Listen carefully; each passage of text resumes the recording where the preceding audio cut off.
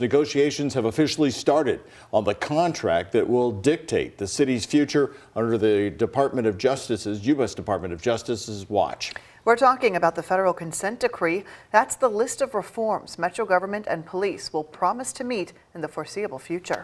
Senior reporter Isaiah Kim Martinez has been following this closely since the DOJ first came to town. That was nearly a year ago. And Isaiah, this announcement just sort of came out of nowhere today when we were waiting for these negotiations to start. Well, Doug, of course, Doug and Shay, we figured it couldn't be too much longer, right, until we got some word on those negotiations. Now, just this morning, I was talking over the phone with the county attorney's office to set up a time to talk about how long it's taken to get a first draft on the table. And just like that, within hours of that call, this release comes out.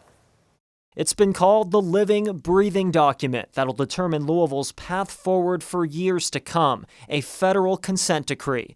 Mayor Craig Greenberg announcing Tuesday that his office, alongside the Jefferson County Attorney and LMPD, have started initial negotiations with the U.S. Department of Justice to, quote, receive and review the first draft. Hours before the announcement, Greenberg was asked at an unrelated news conference when the public would know more. The mayor saying the DOJ has advised for the draft document to be confidential, promising he and LMPD's chief will keep the city as updated as possible. I am planning to be as transparent as the United States Department of Justice will allow us to be. And I will simply say, stay tuned. This comes nearly a year after the DOJ stepped foot into the Louisville mayor's gallery. In March of 2023, Attorney General Merrick Garland announced their investigation found repeated and routine incidents of LMPD officers depriving people, disproportionately black people, of their constitutional rights. Once agreed upon, the consent decree will require a list of reforms to fix these problems. An independent monitor will measure progress, and ultimately a judge will decide whether the city is meeting a constitutional standard that can last.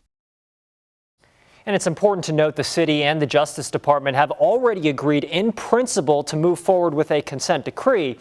That was over a year or around a year ago. It's just a matter at this point of when and how much LMPD will be required to change. All things we'll be looking to learn more about here in the months to come. Shay. All right, Isaiah, thank you very much. Well, within the last hour, the ACLU released a statement about the city's consent decree negotiations. They emphasized the importance of having community involvement as the process moved forward.